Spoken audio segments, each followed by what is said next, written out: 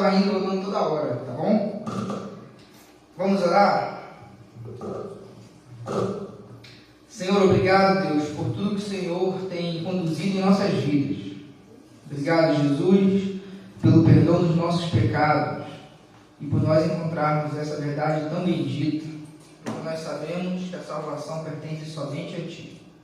Deus, toma a região do sul em Tuas mãos. Nós sabemos que há muitas manifestações religiosas que não são do Teu agrado, há uma certa apatia em relação à fé. Que o Senhor possa estar visitando as Tuas igrejas naquela região e dando poder e sabedoria para testemunhar. Deus, obrigado pelos dízimos, pelas ofertas, por todo o investimento financeiro que a Tua igreja tem feito. E, Senhor, abre os nossos olhos e alcance o nosso coração por meio da Tua palavra. Dai-nos graça, Senhor, em nome de Jesus.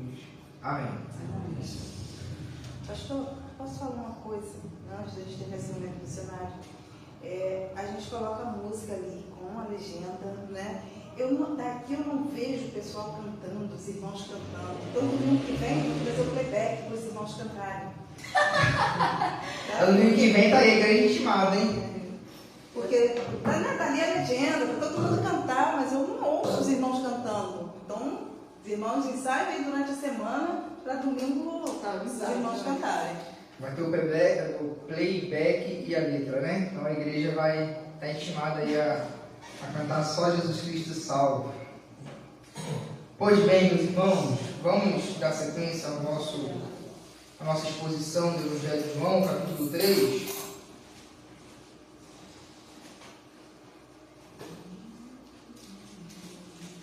Dos versículos 22 ao 36. João, capítulo 3, dos versículos 22 ao 36.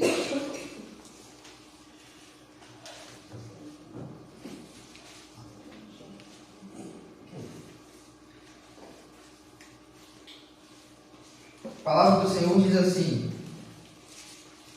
Então Jesus e seus discípulos saíram de Jerusalém e foram à região da Judéia. Jesus passou por um tempo ali com eles batizando. Nessa época, João também batizava em Enom, perto de Salim, pois havia ali bastante água, e o povo ia até ele para ser batizado. Isso aconteceu antes de João ser preso. Surgiu uma discussão entre os discípulos de João e certo judeu a respeito da purificação cerimonial. Os discípulos de João foram falar com ele e lhe disseram: Rabi, o homem que o Senhor encontrou no outro lado do Rio Jordão, aquele de quem o Senhor deu testemunho, também está batizando. Todos vão até ele. João respondeu: Ninguém pode receber coisa alguma a menos que lhe seja concedido do céu. Vocês sabem que eu lhes disse claramente: eu não sou o Cristo. Estou aqui apenas para preparar o caminho para ele. É o noivo que se casa com o noivo. O amigo do noivo simplesmente se alegra de estar ao lado dele e ouvir seus votos. Portanto, muito me alegro com o destaque dele. Ele deve se tornar cada vez maior e eu cada vez menor. Aquele que veio do alto é superior a todos. Nós somos da terra e falamos de coisas terrenas, mas ele veio do céu e é superior a todos. Ele dá testemunho daquilo que viu e ouviu, mas como são poucos os que creem no que ele diz, todo aquele que aceita seu testemunho confirma que Deus é verdadeiro, pois ele foi enviado por Deus e fala as palavras de Deus, porque Deus lhe dá sem limites o Espírito. O Pai ama o Filho e pôs tudo em suas mãos. E quem crê no Filho de Deus tem a vida eterna. Quem não obedece ao Filho não tem a vida eterna, mas a ira de Deus permanece sobre ele. Meus irmãos, nós vimos que Jesus estava em Jerusalém, a capital religiosa de Israel, e que ele teve um último diálogo com um grande religioso que foi Nicodemos. E o versículo 22 fala que Jesus e os seus discípulos se deslocaram e foram para a Judéia. Ora, Jerusalém fica na Judéia, mas por certo o autor está dizendo que Jesus e os seus discípulos saíram do centro de Jerusalém e estavam caminhando pela região, principalmente o interior da Judéia. E eles estavam praticando aquilo que João Batista estava fazendo há um tempo atrás, batismo. No capítulo 4, nós vamos ver que Jesus não batizava de forma pessoal, mas eram os seus discípulos que batizavam. Mas como era discípulo de Jesus, com Jesus se identificavam, logo Cristo está batizando. É exatamente o que a igreja hoje, 2000 anos depois, faz. Nós batizamos na autoridade do nome do Cristo. Uma pessoa se identifica com a igreja, e a igreja, quando mergulha um indivíduo, um membro ao batismo, está ali reconhecendo com a autoridade otorgada por Cristo a fé daquele indivíduo. Então a igreja está representando Cristo, que é a cabeça, e por meio de seus atos e ações apontam para Jesus. Tanto é assim que quando Paulo persegue a igreja, Jesus se apresenta para Paulo, Jesus pergunta o que para Paulo? Paulo, por que me persegue? Tamanha é a identificação dos discípulos com Jesus, com o seu Senhor. Então, a Igreja Batista do Baixo Grande, no ato do culto, no batismo, na ordenança da ceia do Senhor, está outorgada da autoridade da presença de Jesus Cristo para manifestá-lo, não somente a igreja, mas também ao mundo. Cristo deve ser reconhecido e identificado por meio de seus discípulos. Mas, do versículo 23 ao 26, nós temos um cenário um pouco não condizente com aquilo que João Batista vem mostrando no Evangelho. Não por causa de João Batista, mas por causa dos seus discípulos. Jesus está andando no meio do interior da Judéia, seus discípulos começam a batizar, e os discípulos de João Batista discutem com um certo judeu acerca da purificação. Provavelmente nessa discussão, ouve-se que Jesus, aquele que era apontado por João Batista, também estava batizando. Primeiramente, meus irmãos, a palavra discussão nem sempre tem um tom negativo na Bíblia. Nem sempre. Lógico, discussão aqui eu não estou falando de sentimentos, efervescência do interior, de ataque à pessoa. Não. Se você for ler Atos, que é Jesus Cristo sendo manifestado na história por meio da sua igreja, um dos meios que o apóstolo Paulo usa para conduzir o incrédulo à fé é o arrazoar, é o a discutir, não de forma calorada ou que machuque o seu interlocutor, mas de defender e de pôr as ideias na mesa. Tanto é que Paulo visitou por 2 anos uma escola de filosofia. E muitos ali creram em Jesus Cristo. Então, nem sempre discussão, fazendo, lógico, esse contorno, né, esse entendimento do que quer dizer discussão, tem um teor negativo. Só que nessa discussão aqui, Jesus foi apontado. E os discípulos de João Batista, por um motivo ou outro, se sentiram de alguma maneira um pouco menosprezados por aquilo que Jesus estava fazendo. E aqui tem um germe de partidarismo. Observe que João Batista e Jesus, além de serem primos, eles estão atuando em prol de um único reino. E o problema aqui não está nas cabeças de Jesus com João Batista, mas os discípulos de João Batista estavam longe do intento do seu discipulador, abraçando mais João Batista do que a causa de Jesus. E o partidarismo foi manifestado aqui. Meus irmãos, pouco do que nós vimos aqui é exatamente aquilo que Paulo vai combater lá em 1 Coríntios capítulo 1. O culto à personalidade. Porque só tem um que é digno de louvor e adoração, que é Jesus Cristo. Mas o problema é que, e às vezes até por causa de uma dívida, às vezes nós nos tornamos tão gratos a um missionário, a um pastor, a um mestre, pelos seus cuidados, pela maneira de expor a palavra, que talvez nós podemos nos afeiçoar mais a um discípulo de Jesus do que o próprio Cristo. E isso é um perigo enorme. E aqui, esse germe de partidarismo afetou um pouquinho o João Batista ao ponto de ter que declarar novamente aos seus discípulos aquilo que ele nunca legou. E aí, do versículo 27 ao 30, nós temos palavras de João Batista que são extraordinárias e nos ajudam a como se comportar quando o partidarismo surge. Seja o partidarismo local. Exemplo, hoje, pela misericórdia do Senhor, eu, na maioria dos cultos, irei estar aqui atrás do púlpito pregando. Mas vamos supor que Deus levante outro pregador aqui na igreja. E ele serve bem ao Senhor até mais do que a mim. O problema não é que Deus deu o dom para servir a igreja. O problema é quando a igreja começa a fazer dos dons um fim em si mesmo e começa a gerar parte dentro da igreja. Ah, não. O pastor vai pregar. Não, tinha que ser aquele irmãozinho ali. Ou tinha que ser aquele irmãozinho? Não, tinha que ser o pastor. Então, existe esse problema. A nossa igreja, graças a Deus, ela é bem orgânica. Graças a Deus, a gente não enfrenta isso. Mas uma igreja que cresce, por exemplo, não é difícil disso acontecer. De haver rechadinhas, grupinhos, panelinhas, dentro de um mesmo reino e pior, dentro de uma igreja local.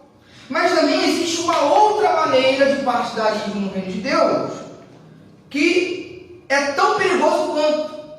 É quando a gente não se conforma em ver o reino de Deus se expandir e crescer no Baixo Grande por meio da Assembleia de Deus, por meio da Metodista, por meio de qualquer grupo denominacional, que por mais que pense um pouco diferente da gente, não negue pontos tão centrais da fé ao ponto de nós descartarmos como os irmãos. Nós não devemos ter esse sentimento, meus irmãos. Porque aqui tinha igreja de João Batista e igreja de Jesus. E os discípulos geraram um problema onde não tinha, porque abraçaram mais um líder do que o próprio Cristo. Porque abraçaram mais um líder do que o próprio reino.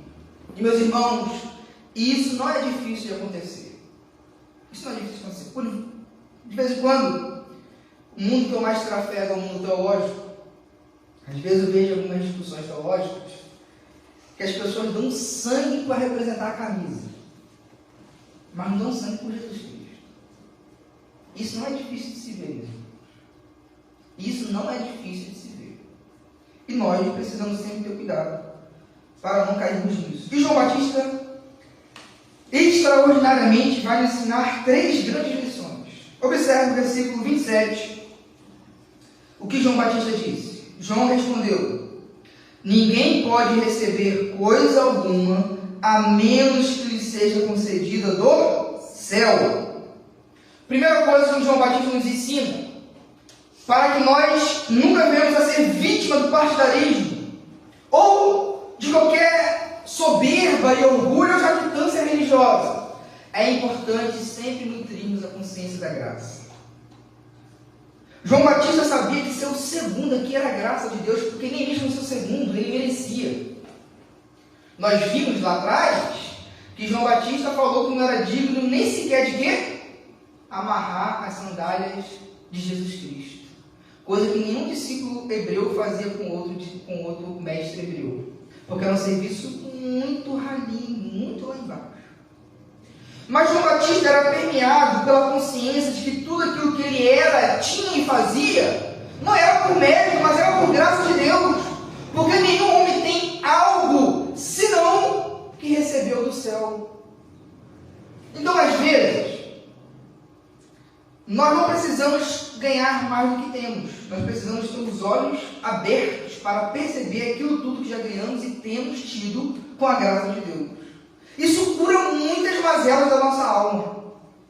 Isso Isso é um antibiótico, é um anticorpo da fé e da vida espiritual. Nós temos muito mais do que merecemos. Segunda coisa que João Batista nos ensina, olha o versículo 28 e 29.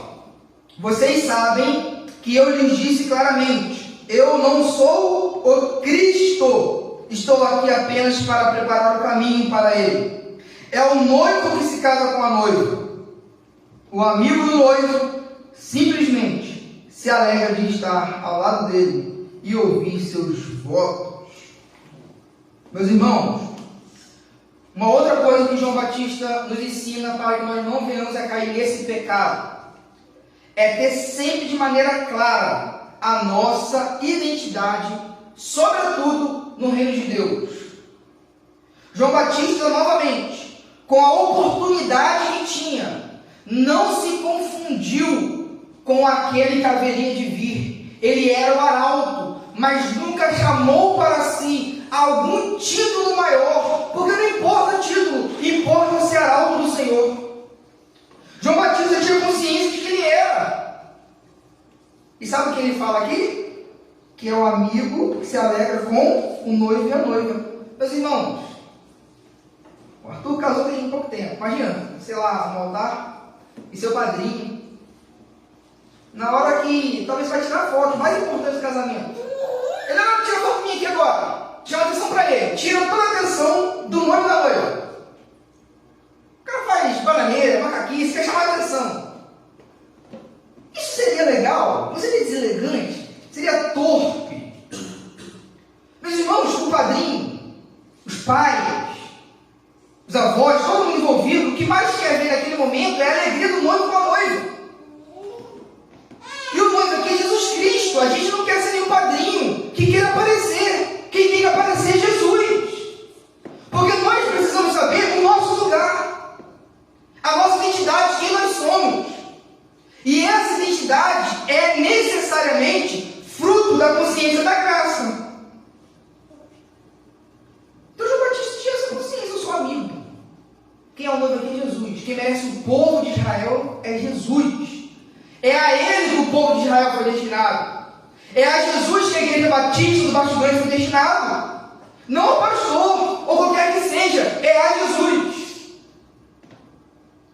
Meus irmãos, muitos líderes de igreja no percurso do caminho se confundem com o próprio Cristo e acham que é o dono da igreja. Perdeu sua identidade. Provavelmente só matou lá atrás a consciência da graça que antes deveria nutrir. Terceira lição.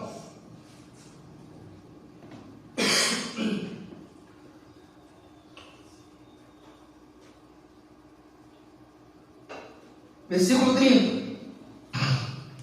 Ele deve se tornar cada vez maior e eu cada vez menor.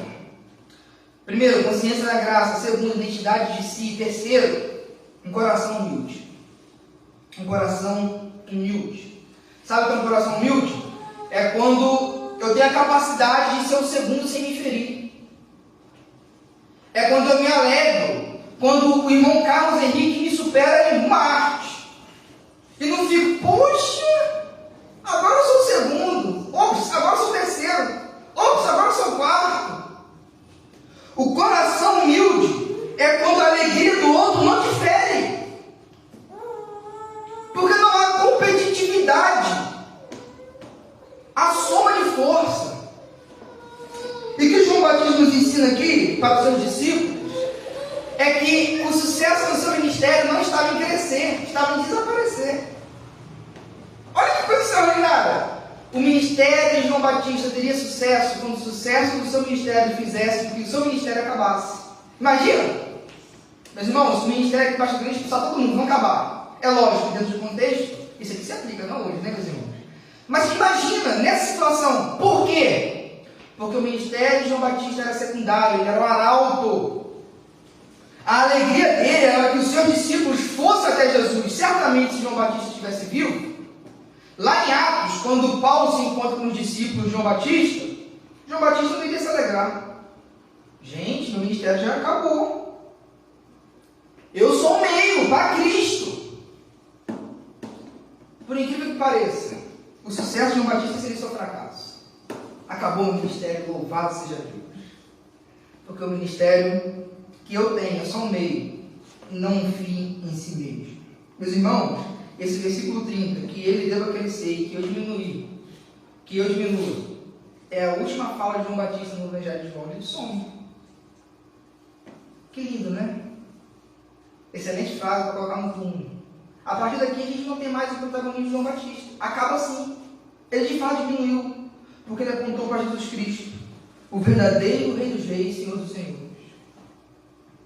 Essas três lições nos ensinam, meus irmãos, que nós não estamos aqui para competir com igreja nenhuma. Nós estamos aqui para denunciar o pecado de igrejas que não são igrejas. Mas igrejas que são igrejas, nós estamos aqui para cooperar com eles.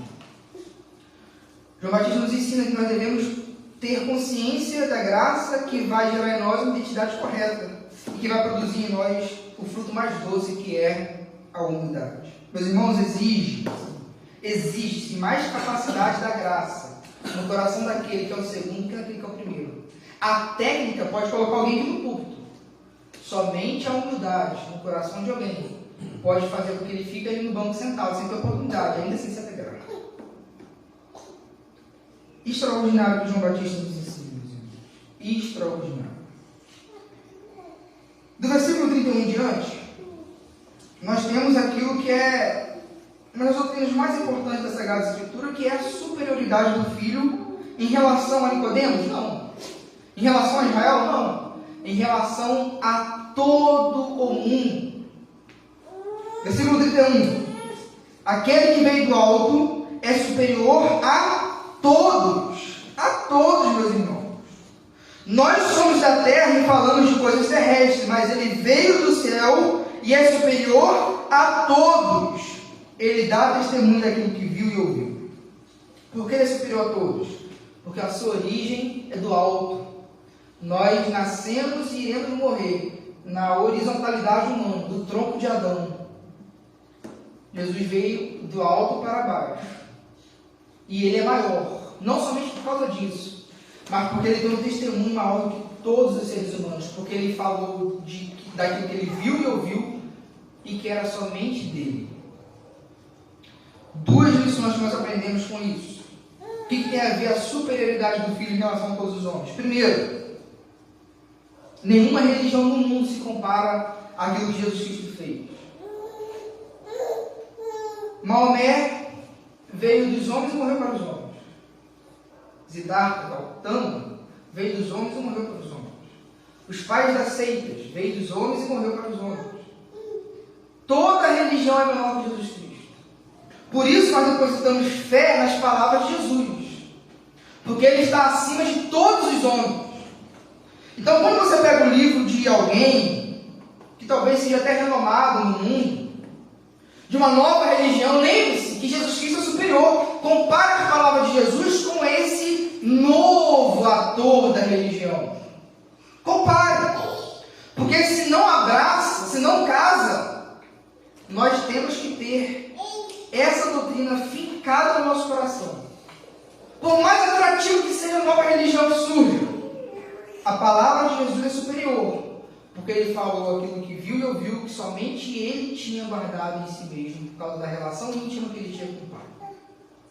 Jesus Cristo é superior a todos os homens. Segunda lição, quando nós falamos que Jesus Cristo é superior a todos os homens, isso inclui a quem? A mim. Ou seja, o compromisso de fé que diz que Jesus é maior que todos é declarar a relatividade do próprio coração. Ou seja, quando seu coração diz sim e Jesus diz não, quem é maior? Jesus. Então eu vou optar pelo não. Pode estar meu coração dizendo que sim, minhas emoções dizendo que sim, meus olhos dizendo que sim, minha família dizendo que sim, o mundo dizendo que sim, mas Jesus fala não.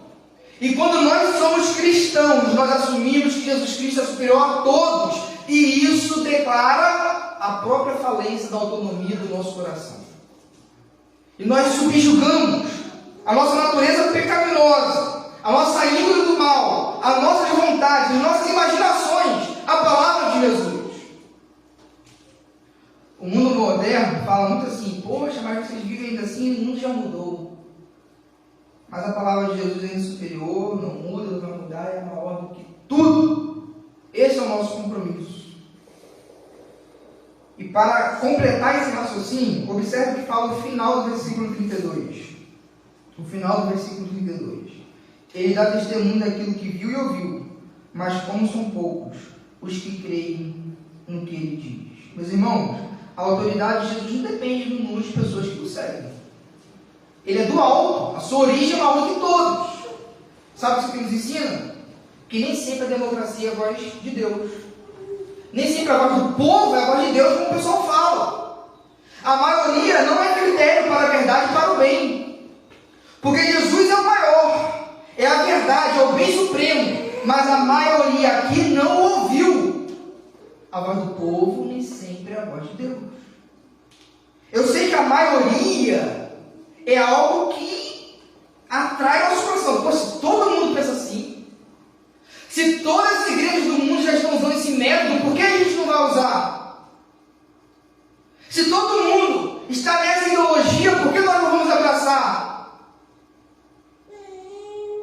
A maioria é um peso, mas não é um critério definitivo para o bem e para a verdade. Meus irmãos, ser protestante significa crer no princípio que a Bíblia é suficiente. E quando todo mundo fala algo que a Bíblia fala, não. Um versículo bíblico bem claro é mais pesado do que milhares de vozes de sociólogos, de filósofos, de teólogos e ólogos que existem por aí. Por fim, meus irmãos, para nós encerrarmos, versículo 33 e 34, diz assim: todo aquele que aceita seu testemunho confirma que Deus é verdadeiro. Olha só que lindo. Todo aquele que aceita seu testemunho confirma que Deus é verdadeiro. Por quê? Pois ele foi enviado por Deus e fala as palavras de Deus, porque Deus lhe dá sem limites o Espírito. Todo aquele que aceita o testemunho confirma que Deus é verdadeiro. Meus irmãos, não é todo aquele que alcança o testemunho de forma intelectual, todo aquele que apreende, que aceita. E se você já creu em Jesus Cristo, você sabe como esse versículo aqui é verdadeiro. Todo aquele que aceita o testemunho de Jesus chega à conclusão de que Deus é verdadeiro. Meus irmãos, a Bíblia fala assim: provai e veja quanto o Senhor é bom. Provai e veja quanto o Senhor é bom. Eu sei que às vezes parece muito difícil obedecer a voz de Deus. Eu sei que às vezes existe um momento que nós não estamos tão animados para obedecer orientações claras de Deus. Mas aceita. Aceita. É questão de tempo para você ver, rapaz, graças a Deus eu fui por esse caminho. Você vai ver o quanto Deus é verdadeiro. Ontem eu tinha um café para tomar com um amigo, e ele desmarcou porque aconteceu uma tragédia na vida dele. Ele falou assim: eu sabia que isso ia acontecer, mas lá atrás eu preferi fazer isso. E colhi isso. Galatas fala que aquele que planta para a carne, colhe carne. Aquele que colhe no espírito, colhe para a vida. Eu sei que às vezes é muito difícil, meus irmãos, mas aceita. Se submete ao testemunho de Jesus, porque ele é superior. E você não vai só saber, você vai experimentar o seu coração.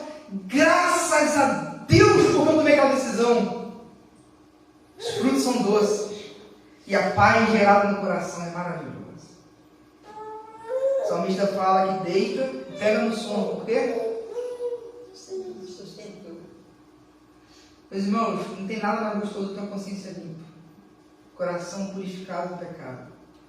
O salmista, no capítulo 32, fala assim: bem-aventurado é o homem cujo Deus não imputa nenhuma iniquidade. Nada mais gostoso do que isso. Obedeça. Você vai confirmar isso na sua vida. Por quê, meus irmãos? Porque ele foi enviado por Deus e Deus lhe dá o Espírito sem limites. Nós estudamos aqui algumas quintas atrás os ofícios de Jesus. Nos ofícios de Jesus a gente vê que Jesus é tudo o que a gente precisa. O homem precisa de governo. Jesus é o rei justo e perfeito. O homem precisa de revelação. Em Jesus nós temos a revelação completa de quem é Deus. O homem precisa de reconciliação. Jesus é o sacerdote perfeito. E também a oferta. Ele é o sacerdote e o cordeiro. E essas figuras no Antigo Testamento recebiam o Espírito de Deus, só que de forma parcelada. Havia uma medida. Em Jesus, que é o Deus encarnado, não há medida para que o Espírito de Deus habite nele. Porque ele é Deus, ele suporta a plenitude do Espírito nele mesmo. Então não há engano. Jesus cumpre cabalmente tudo aquilo que nós precisamos em sua vida e obra, em seus ofícios. Há remédio para a nossa vida, há solução para os nossos problemas.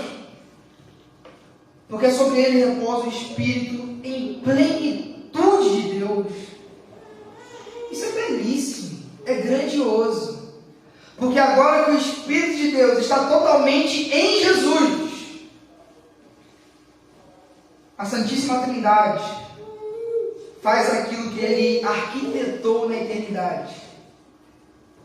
O Pai enviou o Filho recebeu o Espírito em plenitude, e agora a Trindade vai fazer o quê? Vai jogar o Espírito que Jesus recebeu para a sua igreja.